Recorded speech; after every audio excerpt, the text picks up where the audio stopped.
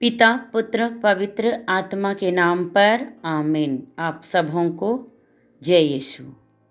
Ezekiel के अध्याय 34 में इसराइल के नेताओं पर दोष लगाते हुए हम देख रहे हैं, क्योंकि उन्होंने सौंपे हुए लोगों का ख्याल नहीं रखा, उचित सेवा नहीं दिया, विनाश से उनको बचाया नहीं बल्कि उनके तितर बितर होने का कारण बन गया।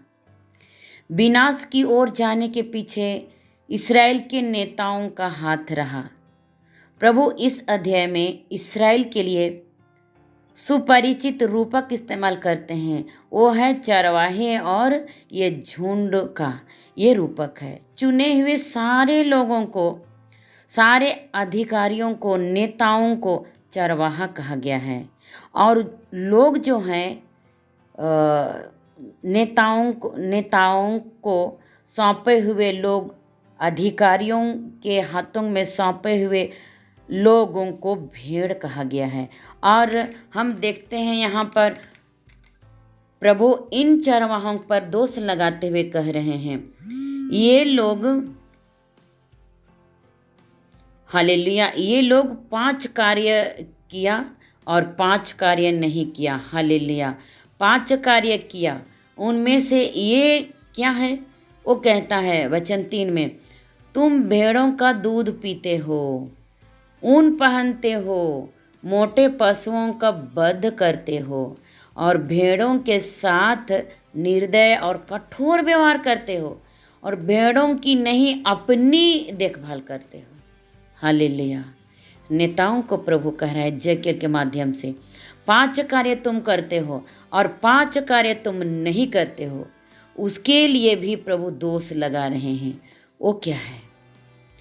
पहला क्या है?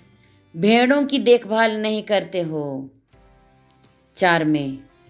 और दूसरा क्या है? कमज़ोर भेड़ों को पौष्टिक भोजन नहीं देते हो। तीसरा क्या है? बीमारों को चंगा नहीं करते हो।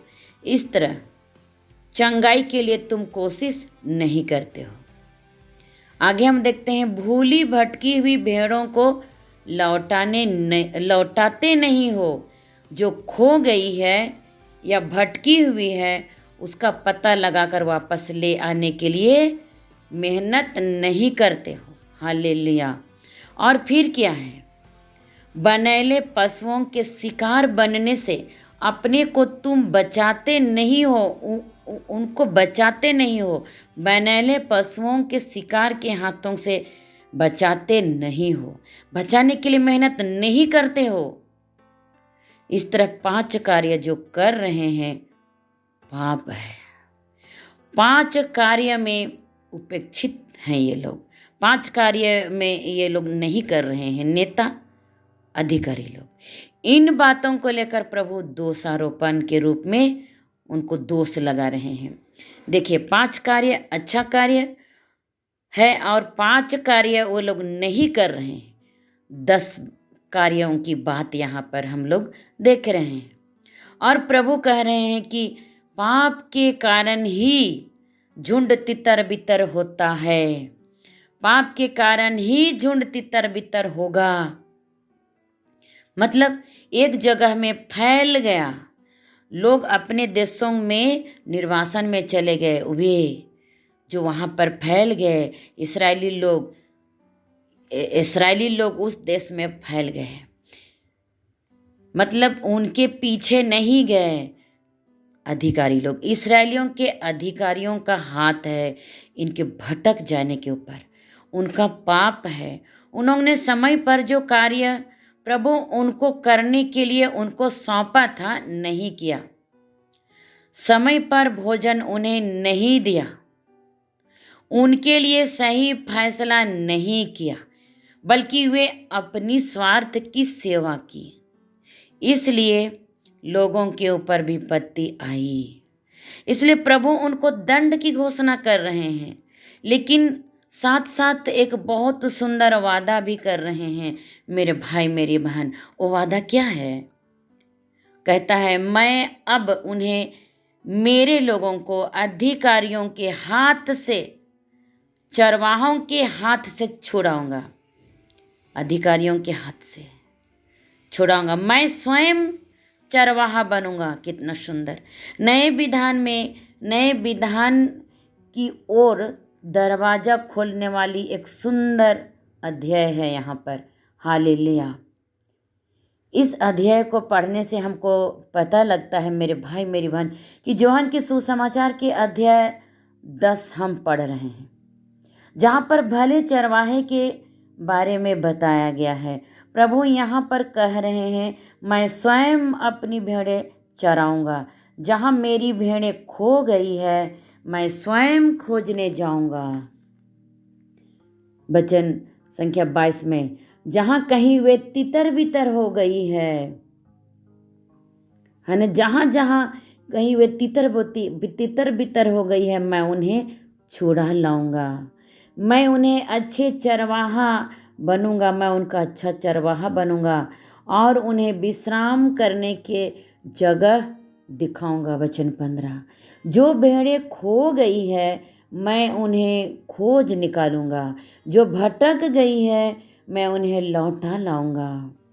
जो घायल हो गई है उनके घावों पर मलहम पट्टी लगाऊंगा। कितना सुंदर प्रभु। देखिए, अपने भटकी हुई भेड़ों को खोजने के लिए आएगा, उनको खोजेगा। जो घायल हो गई हैं उनको मलहम पट्टी लगाएगा और कहता है कि जो बीमार है उन्हें मैं चंगा करूँगा। जो मोटी और भली चंगी है उनकी मैं देख रेख करूँगा। मैं करूँगा। प्रभु कहता है, मैं स्वयं करूँगा। देखो, मैं तुम्हें बचाने आ रहा हूँ। यही है संदेश मेरे भाई मेरी बहन। जैसा कि ईसाया नबी के ग्रंथ में प्रभु हमें बताते हैं, देखो मैं स्वयं तुम्हें बचाने आ रहा हूँ। हालेलुया।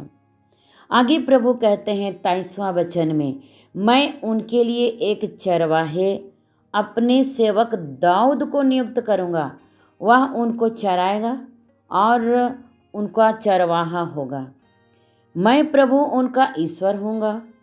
मेरा सेवक दाऊद उनका शासक होगा।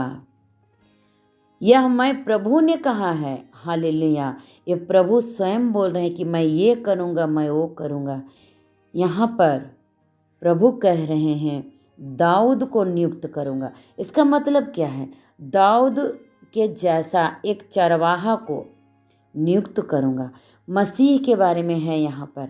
वो दाऊद के वंश में उत्पन्न होने वाला है, उसके विषय में। इसीलिए एक मसीहा, ईसा मसीहा के विषय में भविष्यवाणी है। देखिए, हर एक अध्याय में इस तरह यीशु निकल कर आया है। यही है पुराने विधान की सुंदरता।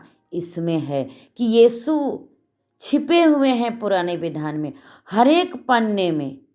इसीलिए हर अध्याय में कहीं ना कहीं से हम यीशु के विषय में देखते हैं, प्रभु को देखते हैं। और इसलिए तो यूहन्ना के सुसमाचार में जब हम लोग सुनते हैं कि मैं भला चरवाहा हूँ, मैं भेड़ों के लिए जान देने वाला हूँ, ये सब जब कहते हुए हम पढ़ते हैं, सुनते हैं, तो इस अध्याय की छाया हम लोगों को वहाँ पर दिखाई देती है। हालेलुया। इसलिए ये अध्याय ईसा मसीह में ही पूर्ण रूप से सार्थक हुई है। इस अध्याय में कही गई बातें पूरी कहाँ होती है मेरे भाई मेरी बहन? ईसा मसीह में पूरी होती है। ईश्वर को धन्यवाद। सुंदर अध्याय के लिए कितने बार हम पढ़ेंगे, कितना अच्छा लगता है। बार बार पढ़ने का मन करता है। विश्वास बढ़ेगा इसको पढ़ने से, उसके प्रति प्यार बढ़ेगा। और इसीलिए याद आते हैं मेरे भाई मेरी बहन, मुझे एक वचन याद आ रहा है।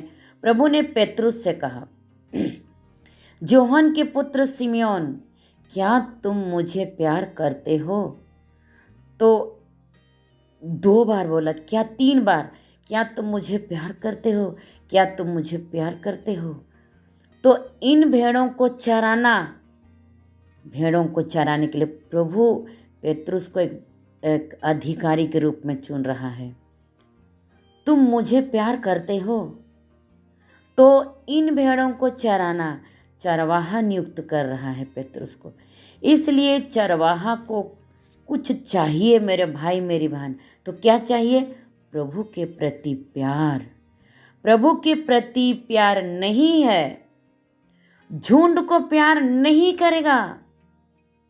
आज मैं महसूस करती हूँ हमारे चुने हुए लोग कभी कभी हम लोगों को प्यार नहीं देते हैं, कभी कभी रुला भी देते हैं। कठोर शब्द सुनना पड़ता है गिरजा घर में, अन्य जगहों पर। क्यों ऐसा होता है? मैं तो बार बार रो चुकी हूँ कठोर शब्द के कारण। थोड़ा सा प्यार नहीं बोल सकते हैं क्या? प्यार की भाषा भूल गए क्या? अपनी मनमानी इच्छा की पूर्ति के लिए करते हैं। केवल झुंड पर शासन करेंगे, निर्दयी शासन करेंगे। निर्दयी शासन करेगा जो प्रभु को प्यार नहीं करता है, और कठोर व्यवहार करेगा, निर्दयी व्यवहार करेगा, जैसे प्रभु ने कहा है। इसलिए प्रभु ने चाहा कि चरवाहों के लिए प्रार्थना करना है, जिससे उनका प्यार प्रभु के प्रति बढ़ जाए, जिससे सौंपे हुए लोगों के प्रति सेवा को ईमानदारी से कर पाए। उसके लिए यीशु के प्रति प्यार चाहिए। यीशु के प्रति अगर प्यार नहीं है, अन्य लोगों के पास भी प्यार की भाषा नहीं बोल पाएंगे।